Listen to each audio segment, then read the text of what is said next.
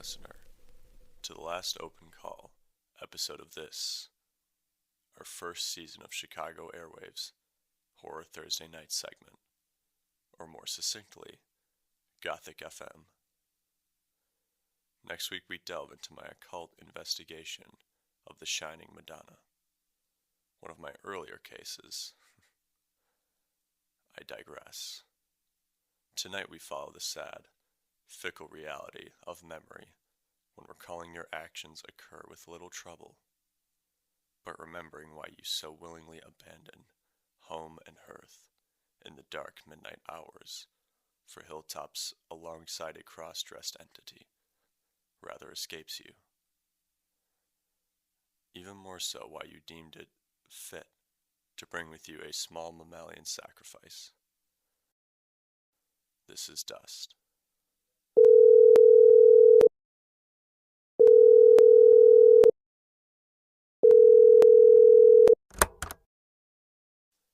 Good evening, caller. Please state your name and relation to the horror. Aiden Summersmith. I took part in a ritual on the Three Sisters Kopis in South Africa. For those unaware, please explain what a kopi is. Yeah, sure. Kopi is almost like a type of hill.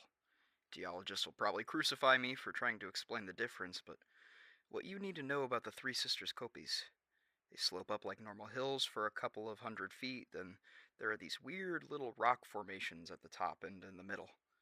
It goes up almost 90 degrees of sheer rock, then at the top there is another smaller hill. Three Sisters Northern Cape. Might be easier just to Google it. I did when my stepsister tried to explain it to me. She said it was the only remotely interesting thing about her mom's hometown. Victoria West. Yeah, we were spending Christmas at my step-grandparents'. It was my first time in the country. Flew into Cape Town, spent a few days there before driving up into the desert. Charnay pointed out the Three Sisters as we drove past them. Her mom told me about the stories of how apparently during the colonial period guys accused of crimes would disguise themselves as women and head inland from the Cape to escape authorities.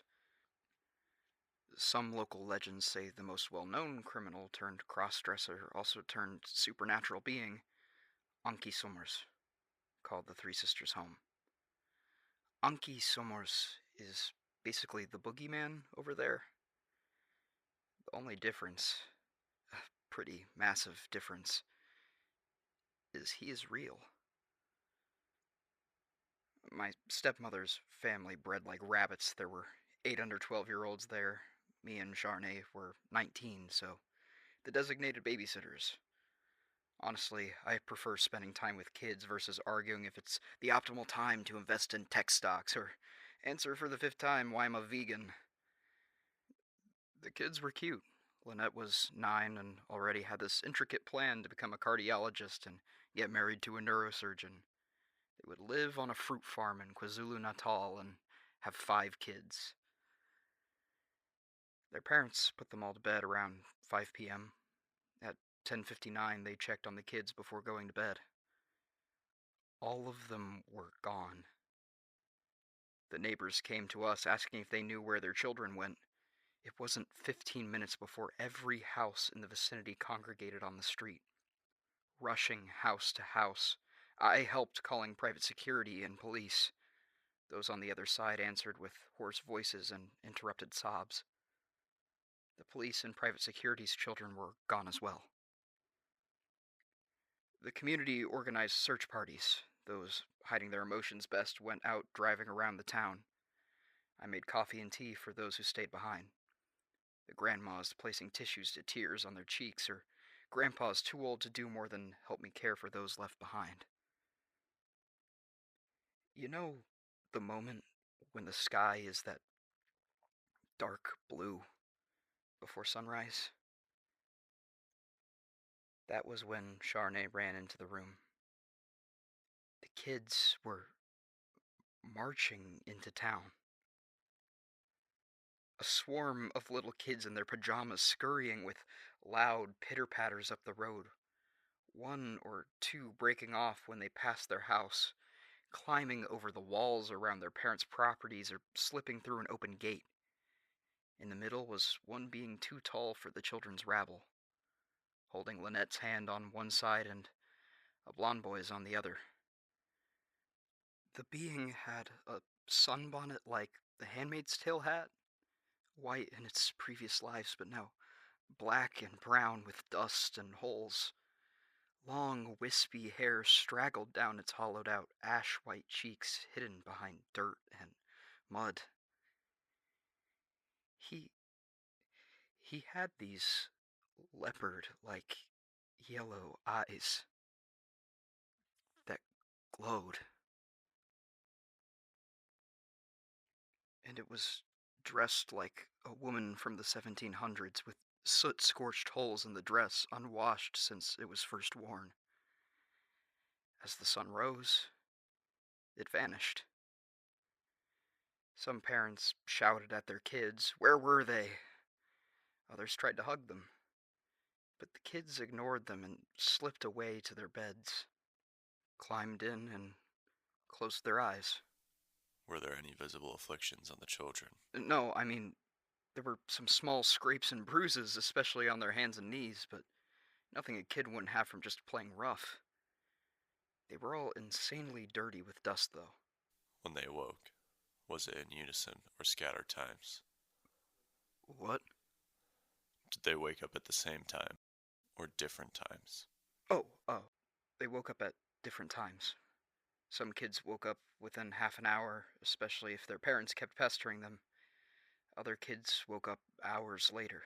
What did they tell their parents? The same story. Every single kid. They woke up, snuck out however they could, and ran to a highway crossroads leading to the Three Sisters. They told us of that thing I described, sitting at the crossroads, singing an Afrikaans nursery rhyme. Simbamba. They sang it with the being all the way to the Three Sisters.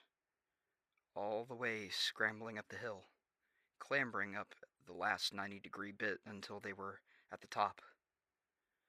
On the 3 different hills, the 3 groups of kids clasped hands, twirled in circles, and shouted names of men in town between 18 and 20.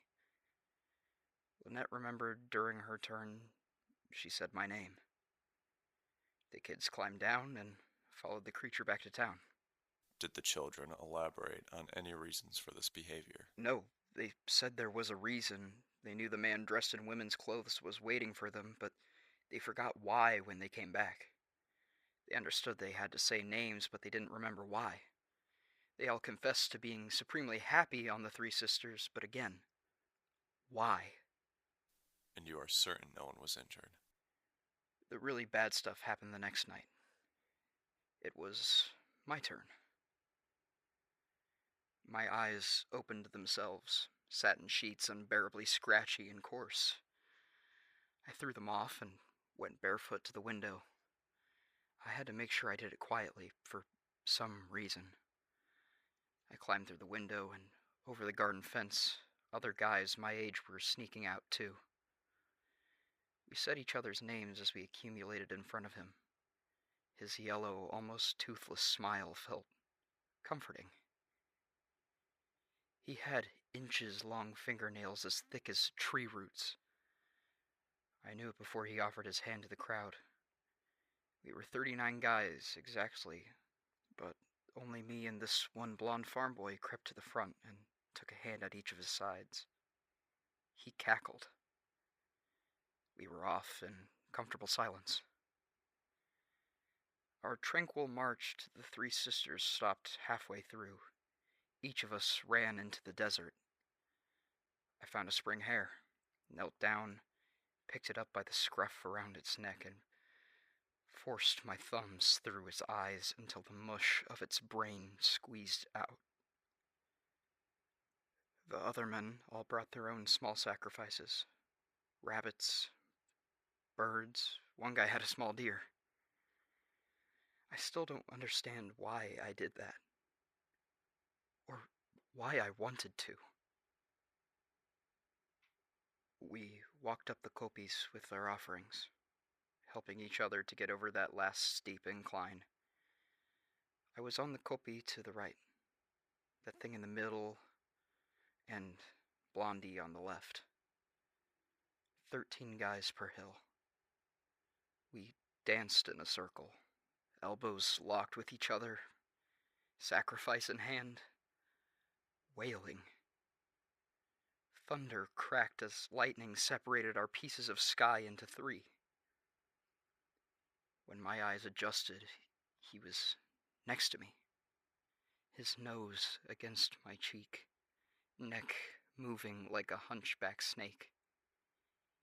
He sniffed my hair, his fingernails pricking hair from my skull, staying in step with our rotating circle. We wailed again. Lightning struck. He was gone. I remember being happy, smiling so much it hurt. He chose me out of all those guys in the circle. My hand felt lighter. I raised it to my face. The spring hair was gone. Only its brain mush and blood remnants left. Did the other offerings remain with the owners? Yes, just mine was gone. I was so proud, I don't understand why. I still get nightmares from that soiled nose rubbing over my cheek. Hear the long, labored breaths coming out of it. Smell the fingernails. But right then, I was happy. I know there was a reason for it. We are all still in a group chat after that night. We all know we had reasons. It makes sleeping at night difficult, though.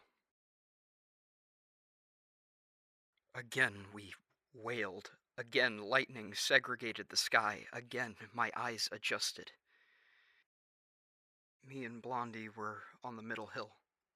The middle group of 13 yowling in their spinning circle around us.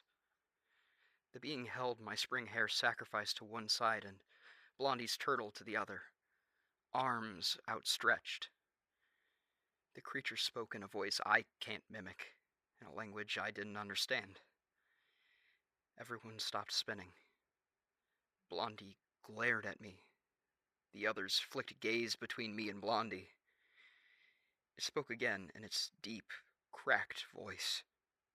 Blondie curled hands into fists. The others nudged their heads in unison at the offerings. Blondie swung a fist at me with the first raindrops. The guys on all the kopjes howled. Blondie came at me again. He brought down his heel onto my chest. I grabbed his ankle, twisted it far enough for him to scream while falling down. I crawled on top of him, raised a fist. It spoke again. Something different. Blondie threw me off and crawled to it, begging in Afrikaans. It smiled. Dropped my offering before cleaving apart the turtle's shell. With its nails, it made a fissure in one of its age spots. Drip, drops of blood into the turtle carcass. Blondie scurried to it, gripped the neck and bit into the flesh. Everyone but Blondie clambered down the hill. I glanced back. Blondie's hands were scratching deeper into the turtle. Behind him, the thing took off its handmaid's tail hat, hairy, patchy, and a hole in its forehead. It fastened the hat onto Blondie. I was too far down the kopje to see what happened next. Like with the kids, we went to bed, ignored anyone who tried to talk to us. I still feel guilty. 3 p.m. came and I opened my eyes, remembering everything I did, but no idea why. No one has seen Blondie since that night, not officially. In dreams and therapy, he pops up a lot. Apparently, his name was Enrico. He studied architecture in Pretoria, and came home for his first Christmas as a student.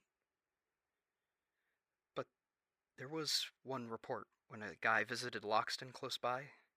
He was driving home to Victoria West late, maybe 1 a.m., when at the crossroads there stood a woman with a torn-up sunbonnet on her head. He stopped to ask her if she was okay.